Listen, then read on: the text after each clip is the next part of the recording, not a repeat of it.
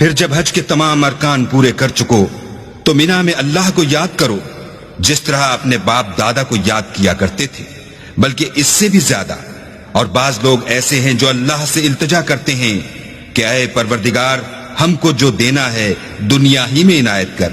ایسے لوگوں کا آخرت میں کچھ حصہ نہیں۔ اور بعض ایسے ہیں کہ دعا کرتے ہیں کہ پروردگار ہم کو دنیا میں بھی نعمت عطا فرما اور آخرت میں بھی نعمت بخشیو اور دوزخ کے عذاب سے محفوظ رکھیو۔ یہی لوگ ہیں جن کے لیے ان کے کاموں کا حصہ یعنی اجر نیک تیار ہے، اور اللہ جلد حساب لینے والا اور جلد اجر دینے والا ہے۔ اور قیام منا کے دنوں میں جو گنتی کے دن ہیں اللہ کو یاد کرو۔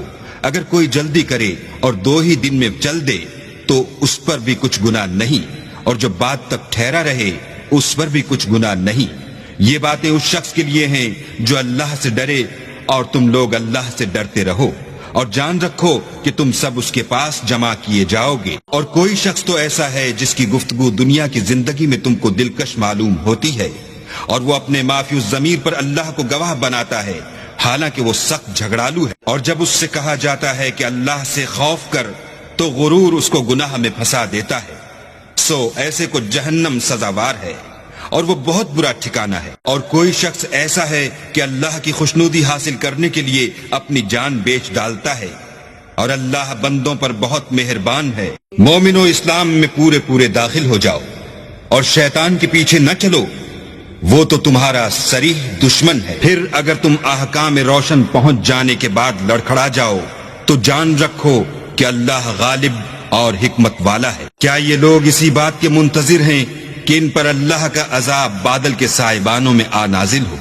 اور فرشتے بھی اتر آئیں اور کام تمام کر دیا جائے، اور سب کاموں کا رجوع اللہ ہی کی طرف ہے۔ اے محمد صلی اللہ علیہ وآلہ وسلم، بنی اسرائیل سے پوچھو کہ ہم نے ان کو کتنی کھلی نشانیاں دیں، اور جو شخص اللہ کی نعمت کو اپنے پاس آنے کے بعد بدل دے تو اللہ سخت عذاب کرنے والا ہے۔ اور جو کافر ہیں ان کے لیے دنیا کی زندگی خوشنما کر دی گئی ہے، اور وہ مومنوں سے تمسخر کرتے ہیں، لیکن جو پرہیزگار ہیں وہ قیامت کے دن ان پر غالب ہوں گے، اور اللہ جس کو چاہتا ہے بے شمار رزق دیتا ہے۔